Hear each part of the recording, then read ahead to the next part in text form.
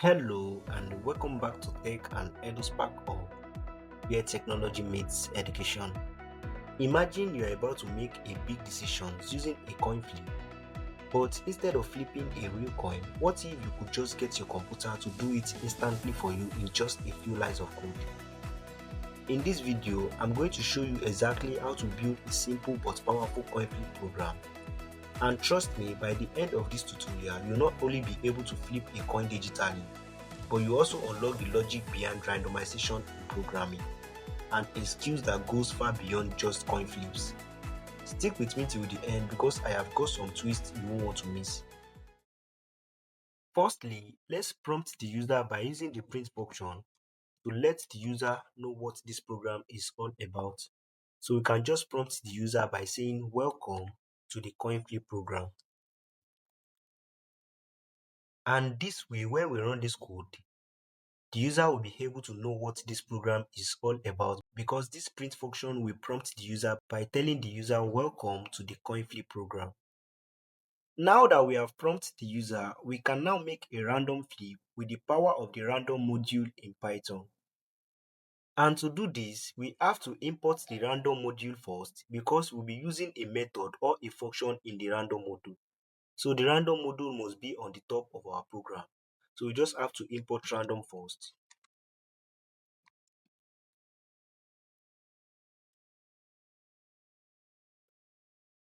And once we import random, we can now tap into the random module by using a function or a method in the random module. So to check for the random coin flip, let's say we have a variable called flip results and we assign it with a equal sign to the random.randint function. And remember from this random.randint function, we have to pass a range of two integers in this function, which is the integer a and b. And in my case, I'll just be using the 1, 2 in this case. And you can see it has automatically assigned each integer in this case. Now, what is the logic behind this code?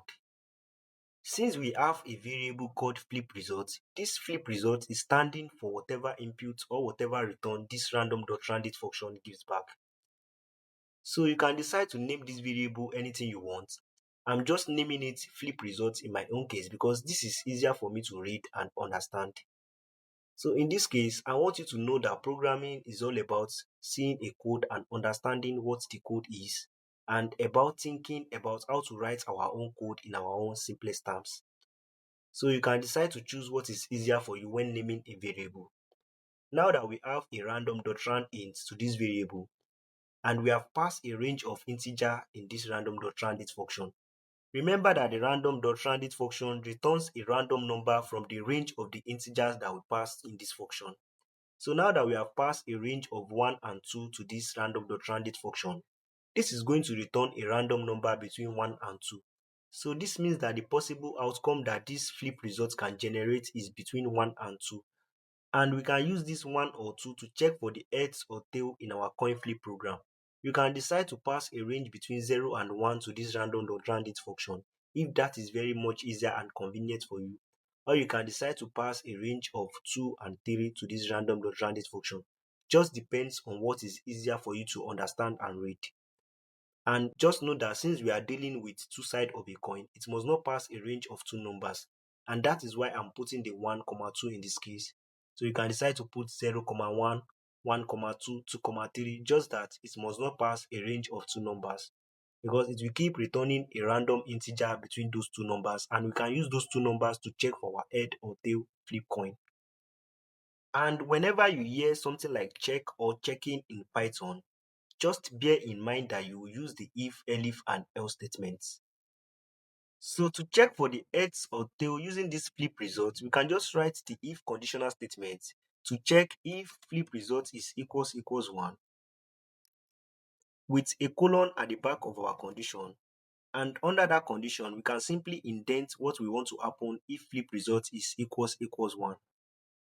So in this case, we can just simply prompt the user by using the print function to tell the user head. And this case, if the random.randit returns 1, which means if the flip result is equals 1, it will prompt the user head. But what if the flip result is not equals 1? which means if this condition is not true, what we want to happen. So if that is the case, we can just simply use the else conditional statement to tell the user by using the print function to prompt the user till. And this way we have complete our coin flip program. Remember that the else conditional statement doesn't take any input. It is just standing as an opposite to this if conditional statement. So if the flip result is not equals 1, it will jump to this else block by telling the user till. Because if the number returned by this random.transit function is equals to 2, which means it is the only opposite to this condition, it will jump to this else block by telling the user till. But if the number returned by this random.transit function is 1, it will prompt the user by telling the user head.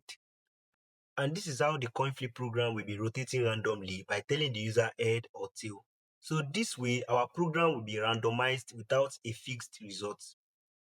Now, let's test this code by running it to check if everything is all working good. When I run this code, you can see it prompts the tail, and when I keep running this code, our program keep randomizing by prompting the head or tail, and you can play around this code and even modify it to your own taste.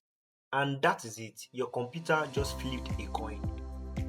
If you found this cool, make sure to hit the like button, subscribe and turn on the notification bell so you won't miss the next lesson, because the next lesson will take your coding skills even more further.